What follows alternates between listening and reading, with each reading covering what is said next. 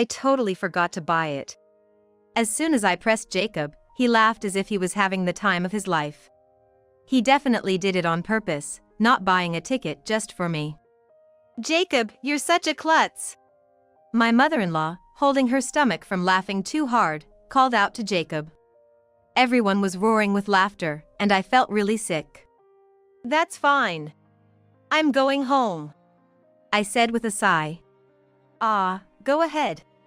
Someone like you wouldn't fit in at a fancy in any way. It's probably for the best, Jacob said with a grin. Don't go splurging on dining out just because you're alone.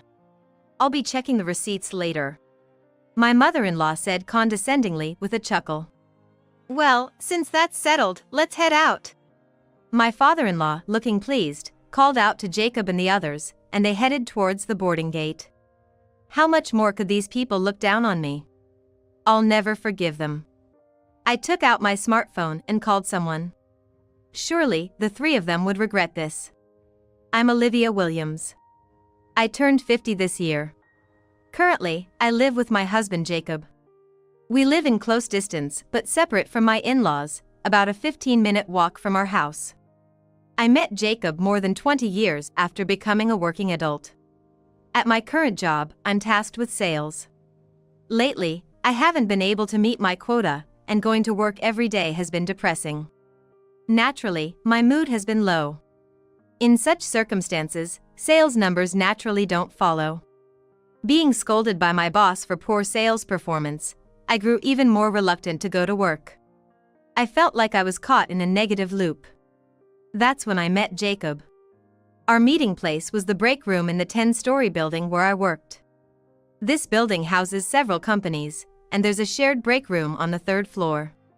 During lunch break, female employees from other floors would eat their brought-from-home lunches there. When I was being scolded by my boss, I often rested in this break room. And today, after being loudly reprimanded by my boss in front of everyone for not meeting my quota. When I was sitting alone on a chair, feeling down, Jacob approached me. Are you okay? You look kind of down. Actually. Having been approached by Jacob, whom I'd never met before, I confided in him about my work troubles. Perhaps because he wasn't from the same company, I felt I could talk to him more freely. Jacob listened to me with empathy. After we finished talking, Jacob said to me, From now on, I'll listen to you. So, let's exchange contact info. Thank you. I was about to cry from his kindness, but I managed to answer with a smile. I think I had already fallen for Jacob by that time. Jacob and I started getting along better from there. Gradually, we began dating, and after a while, we started a relationship. A year into our relationship, Jacob proposed, and we decided to get married. Right after we got engaged, I met his parents.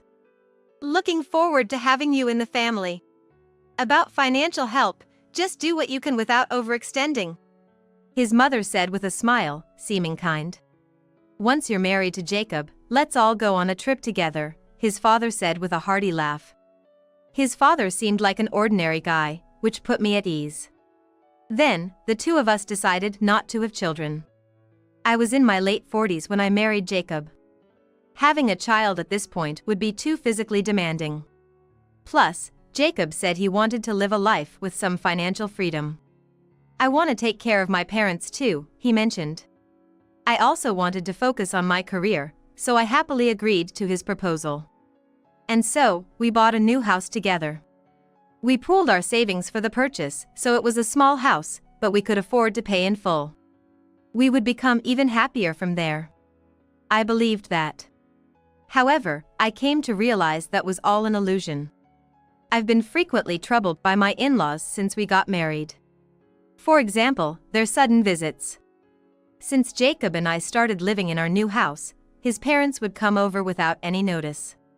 Then, they'd point out in detail how I was lacking as a housewife.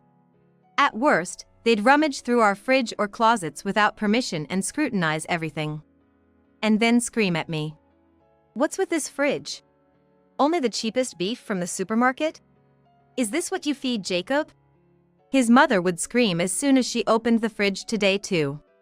What can I say to that? We had spent our savings on buying the house in one go. So we were trying to save money where we could. So, I was at a loss when his mother complained. I had no choice but to endure her criticisms. Then, one day, his parents were over at our place again today. His mother, as usual, brought a large paper bag, intending to take something back with her. Initially, his parents would come empty-handed, but after a few visits, they started bringing large paper bags. And they took away a bunch of groceries and household items every time. Everything they took was paid for out of my pocket. I grew increasingly uncomfortable with his parents' lack of restraint. As I was puzzled by his parents' behavior, his mother grabbed a dress from my closet. What's this dress? It looks expensive. Wasting money again. Ah, that's... I couldn't help but raise my voice. His mother was holding my dress, flaunting it. Seeing that dress, I turned pale. Mom, please don't open it without permission. And that dress was a birthday gift from my mother. Please, give it back. I pleaded desperately to get my dress back from her. Actually, this dress was something my mother had always treasured. For work, my mother would wear branded dresses when visiting clients. This dress was given to me by my mother, saying, "You're at a good age now, Olivia. It's time for you to become a dignified woman like me." That's why I couldn't let my mother-in-law take it. But she just smirked when she saw the dress. It's too early for you to have such a nice dress. I'll wear it for you. You should be grateful. How can you say that? It was a birthday present from my mother. I felt like crying. Then, Jacob, having watched the whole thing, laughed and said, "Mom's offering to wear it for you, you should be grateful. You're a part of the Williams family now. Listening to Mom is part of your duties as a wife, right?" Jacob always used part of the Williams family to try and get me to give in. It wasn't the first time. The first weekend after we got married, when I was summoned to do weeding at his parents' house early in the morning, Jacob said the same thing. It's a tradition for the Williams family wives, so get on with it. Jacob acted as if he was someone of higher status by virtue of his family. But I didn't want to give up the dress. As I stayed silent in frustration, my father-in-law authoritatively declared, "Jacob did you a favor by marrying an older bride like you. Since we can't even see our grandchild's face, the least you can do is show us some filial piety, right?" Even though they call me older, I'm the same age as Jacob. I felt irritated by my father-in-law's double standards. Exactly, Dad's right. So, hand over the dress to Mom. Jacob nodded as if it was the most natural thing. This is terrible. There was no one on my side in this family. No matter what I said, I was made out to be the villain. My mother-in-law happily put the dress in her bag. So, begrudgingly, I gave in to Jacob and his parents' demands. But the problem wasn't just with his parents. Jacob himself was a significant issue. Lately, Jacob has been coming home late and not eating dinner together has become the norm. I'm home. Today, too, Jacob came home in high spirits at 1 a.m. He must have been drinking. His face was flushed. "Welcome back." I greeted Jacob with a puzzled look. But he didn't seem to care and spoke to me. "I'm gonna take a bath. Can you put away my bag for me?" Jacob handed me his bag and went straight to the bathroom. It's always like this. I sighed and went to put his bag in his room. That's when I heard the notification sound from his smartphone. Jacob left his smartphone in the bag again. Jacob always carries his smartphone with him, but it seems he forgot it in his bag because he was drunk. If it's an urgent work call, it would be serious. I carefully took the smartphone out of his bag. And when I looked at the screen, I froze. What is this? Displayed on the screen was a woman's name, Sophia. Today was fun with Jacob. But it got late, isn't your wife gonna find out? Sophia's worried. Reading that message, I was convinced Jacob was cheating. Then, I saw many more messages from Sophia. Some were quite explicit, and it became clear Jacob had been cheating for a long time. With a blank expression, I started taking pictures of the smartphone screen, one after another. This was proof of Jacob's affair, and I thought it would be useful if needed. But this alone wasn't enough evidence. I sighed. Besides, I'm already 50, and it would be hard to remarry if I left Jacob. We don't have kids, and the thought of being alone from now on is mentally tough. What should I do now? Holding Jacob's phone in my hand, I felt utterly lost. Then one day, Jacob said to me, "This year's parents' anniversary is coming up soon. Get started on planning the trip, will you?" Jacob looked at me as if it was obvious that I should be the one to do it. All right. I could only nod in response to Jacob. Every year, we gift a trip to his parents for their anniversary. Of course, Jacob and I also go along, entertaining his parents. We've been booking the same in every year, and I intended to book it this year too.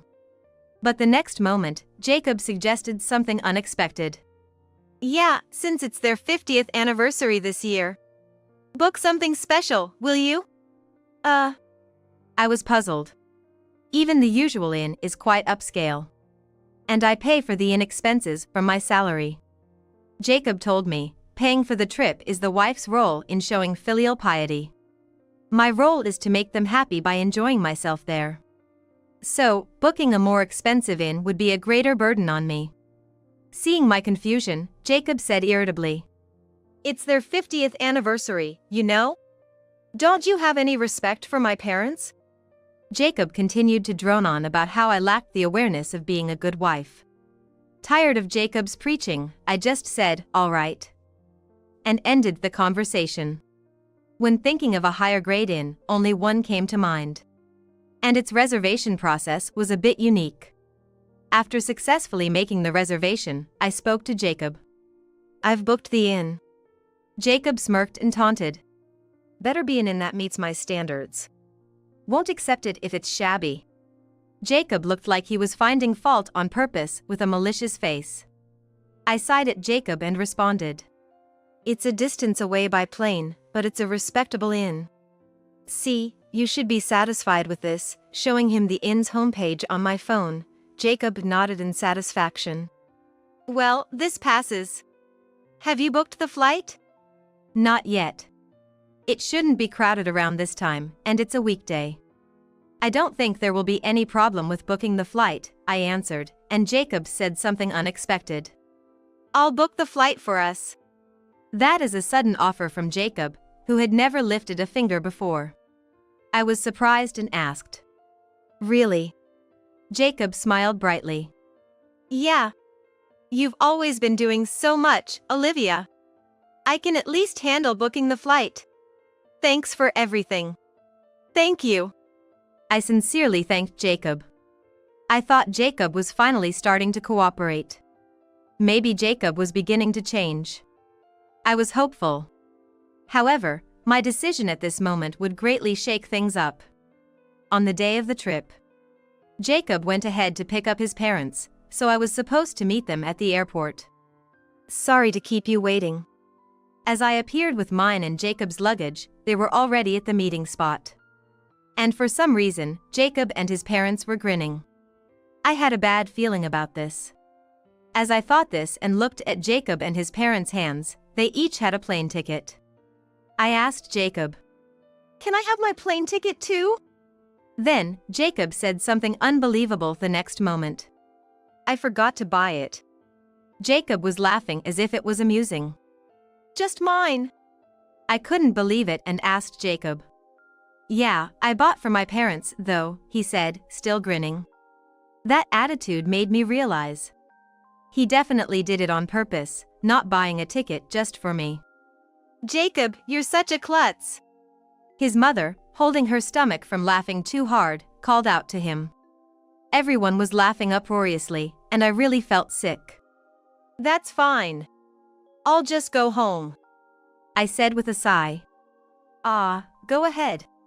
Someone like you wouldn't fit in at a fancy inn anyway. It's probably for the best," Jacob said with a grin.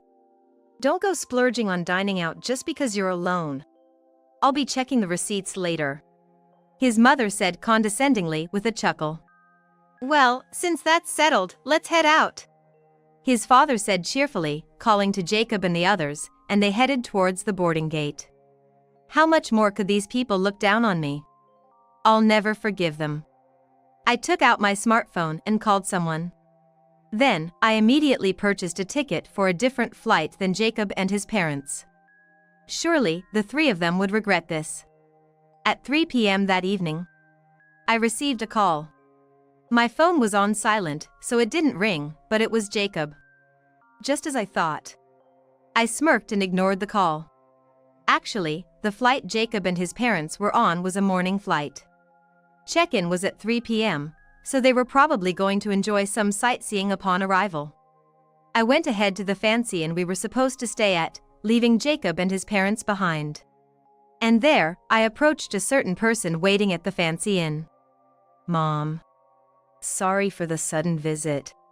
The person was my mother. I apologized to her as soon as I saw her. Olivia, what on earth are you doing? We finally booked this high-grade inn. And now you're saying you can't stay all of a sudden? My mother asked, looking exasperated.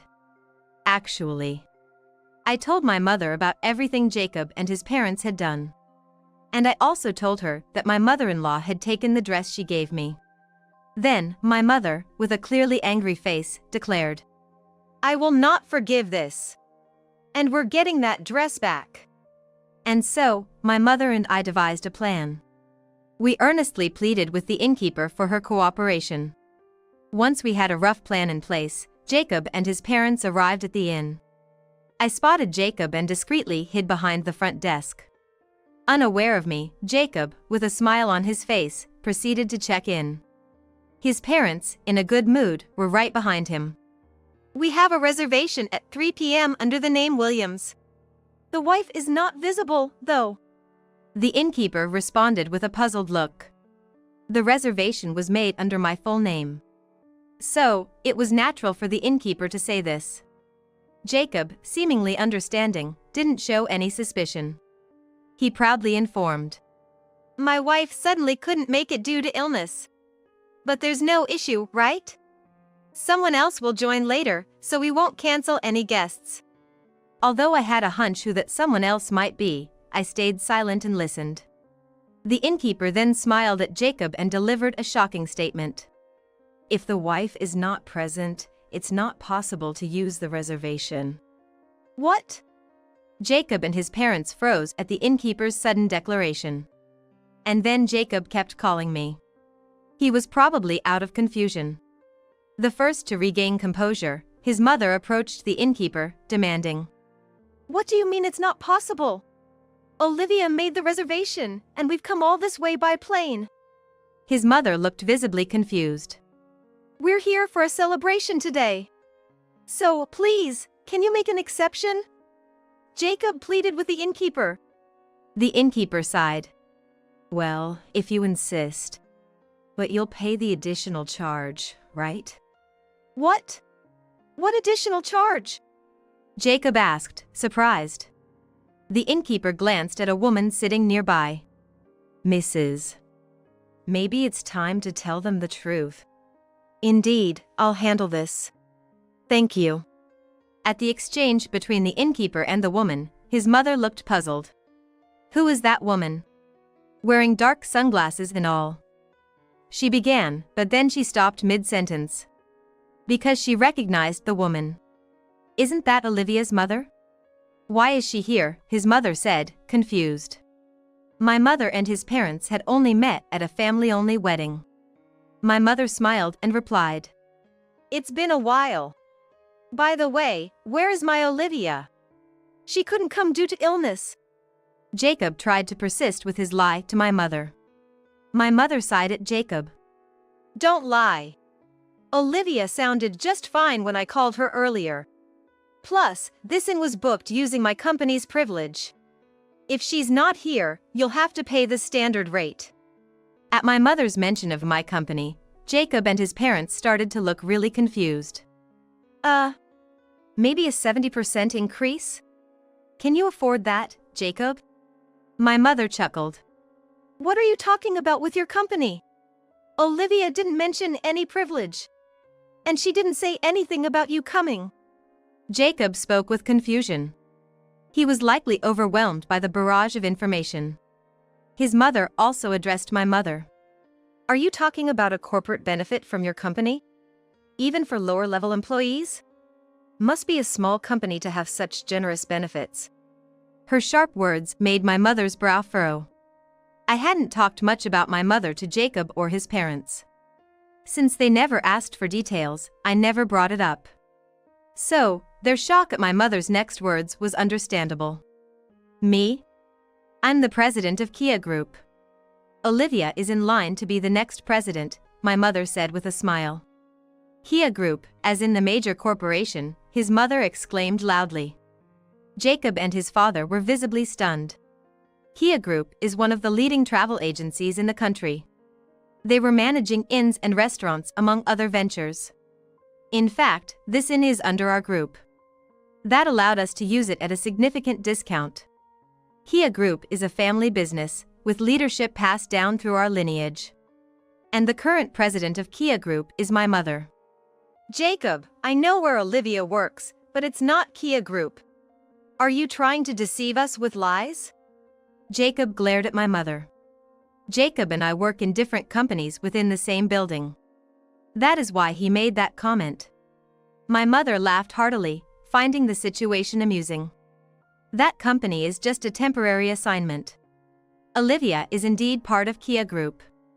She's done with her training and is planning to return to the headquarters the year after next, she said, tossing her business card to Jacob. Jacob turned pale as he looked at the card. You really are the president of Kia Group? Jacob trembled slightly. His parents also turned pale. His father, now living off his pension, used to work before retirement. He seemed to have been a middle management employee at a mid-sized company, retiring as a department head, according to Jacob. The difference in status between my mother, a major corporation's president, and his father was stark. Then my mother continued her attack. That dress. I gave it to Olivia. Why are you wearing it? It's my special outfit, she said, glaring at the mother-in-law. I'm so sorry. I'll take it off right now. The mother-in-law turned pale and hurriedly looked for a place where she could change. She quickly changed and returned the dress to my mother. If there's even a slight unraveling, expect a repair bill. Yes. His mother replied meekly. Then, as if remembering something, Jacob muttered. I need to tell Sophia not to come here. My mother didn't react. But I caught the whisper. Stepping out from behind the front desk, I shouted. Sophia won't be coming. Olivia? Why are you here? I called you so many times. Jacob was clearly rattled. His mother was just as shocked and let out a scream, Olivia. You didn't have a ticket, and they even took your dress. Quick as ever, my mother interjected, the dress was originally Olivia's, not yours.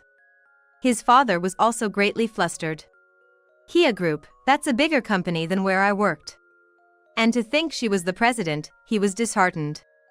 Being a person of high pride, it must have hurt him mentally. I came on a different flight. To get revenge on Jacob and his family. I smiled mischievously. So, Sophia not coming is because... I made sure she wouldn't come. I called her right after Jacob and his parents took off this morning. That day I discovered Jacob's affair through his phone. I secretly went to a private investigator and requested an investigation. With the results, I got Sophia's contact information. I had been planning to talk to Sophia directly someday, but I took this opportunity to call her. After our conversation, Sophia made a decision. I calmly told Jacob the truth. Sophia has decided to break up with you. When I contacted her about the compensation, she apologized. I was only after the money with Jacob, she said. I was never serious about an old guy like him. Turns out, Sophia is only 30 years old. Her reason for dating Jacob, who is 20 years her senior, was money. She was attracted to the idea of being treated to meals and receiving brand items from Jacob. Sophia had said clearly, Jacob inviting me to the trip with his parents made me think it was time to end things. I never wanted to marry him. Hearing this, Jacob was shocked. That's a lie, right? I was even considering divorce to be with Sophia. Jacob. His mother consoled the stunned Jacob. His father also showed sympathy towards Jacob. My mother and I looked at them with a disdainful expression. Then I made my final decision regarding Jacob. I'm going to divorce Jacob too. From now on, you're free to love anyone, not just Sophia. The moment I mentioned divorce, Jacob protested. I have no intention of getting a divorce. It's meaningless without Sophia. I'll never sign the divorce papers because there's no conclusive evidence of the affair. His mother agreed with him. That's right. We won't accept a divorce. After all, Olivia is the future president of Kia Group, right? You'll live an even wealthier life. Her eyes gleamed disgustingly with excitement. His father seemed pleased too. He was likely thinking of receiving financial support from me. But I won't let things go their way. My mother also glared at them. How about you take a look at this? I handed Jacob and his parents the investigator's report. The evidence was damning. Photos included were incontrovertible proof. Perhaps overwhelmed by the undeniable evidence, Jacob and his parents turned even paler. How could this? Why? Seeing them, I let out a scoff. As a condition for waiving Sophia's compensation, she agreed to testify favorably for me in the divorce case with Jacob. I'm looking forward to what Sophia will testify if it goes to court. I chuckled, and Jacob was ashen-faced. His face filled with despair. His parents looked as if they had been plunged into the abyss. I had no intention of forgiving Jacob and his parents. I was ready to fight them to the bitter end, ensuring they fell into hell. Eventually, my divorce from Jacob was finalized. Jacob resisted to the end, but ultimately gave in. I'll apologize as many times as it takes, just please spare me the divorce. If I had known you were the future president of Kia Group, I would never have cheated. He says this, clinging on to me. But I showed no mercy. I got a top-notch lawyer introduced by my mother and confronted him with evidence of his infidelity. Left speechless by the evidence, Jacob could say nothing. If things continue this way, it might go to court. Maybe I should increase the compensation amount? I suggested, turning Jacob's face pale. I'm sorry. With that, Jacob hurriedly signed the divorce papers. Despite all his resistance, in the end, it was anticlimactic. I hadn't demanded compensation from Sophia, but she ended up losing her job. Actually, Sophia worked for a partner of the Kia Group, so my mother had spoken to the partner. This isn't what we agreed on. Sophia was said to be crying, but I didn't care. Surely, Sophia would struggle with job hunting from now on. And after divorcing Jacob, the troubles continued. Jacob and his parents started ambushing me in front of my workplace. Apparently, Jacob's misconduct became known to his company because of the divorce. Jacob had been involved with several women besides Sophia. Some were involved with him for promotions. However, my mother exposed all of Jacob's actions through her connections with the president of Jacob's company. Upon hearing this, the president was furious, and Jacob received a demotion. This led to a wave of internal complaints against Jacob. Some even considered filing formal complaints. Eventually, Jacob felt too uncomfortable to stay at his job and resigned, becoming unemployed. And he became unemployed. However, his parents were retired and living on pensions, unable to support an unemployed Jacob. His mother had always been a homemaker, and his father retired as a middle manager. They didn't have a high income or a sufficient pension. Without me, they couldn't afford their luxuries anymore. That led them to ambush me in collaboration with Jacob. What a mess! I consulted the police, but they didn't act immediately. However, a decisive moment occurred. One day, as I tried to enter my workplace, ignoring the ambushing Jacob and his parents, Jacob approached and grabbed my arm. It hurts. Let go. But Jacob wouldn't release his grip. Getting cocky because we kept quiet. We're struggling without money. Marry me again and support us, Jacob said, pushing a marriage registration form at me. You just need to sign. Do it quickly for our sake. His mother also grabbed my arm, forcing me to hold a pen. No use trying to escape. I was cornered by his father as well, with no way to flee. Enough already. Just when I was in trouble, a voice called out. You all! Enough is enough! My mother said sternly. Mom! Relieved by my mother's presence, tears welled up in my eyes. She had always been there to help me. Security. This way, she said, calling for the guards. Yikes! Panicked, his parents ran off. Their appearance was pitiful. What about me? Jacob's cry echoed alone. Thus, Jacob was apprehended by the security guard and handed over to the police. The marks where Jacob had grabbed my arm were clearly visible. That also led me to file a report of the incident this time. The in-laws had fled, but they would likely be contacted by the police eventually.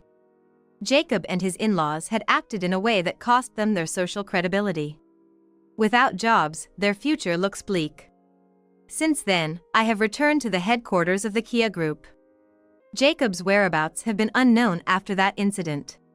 He seems to have fled to avoid arrest by the police. The in-laws returned to their home. The police visited them there to inquire about the situation voluntarily. For my safety, I changed my workplace.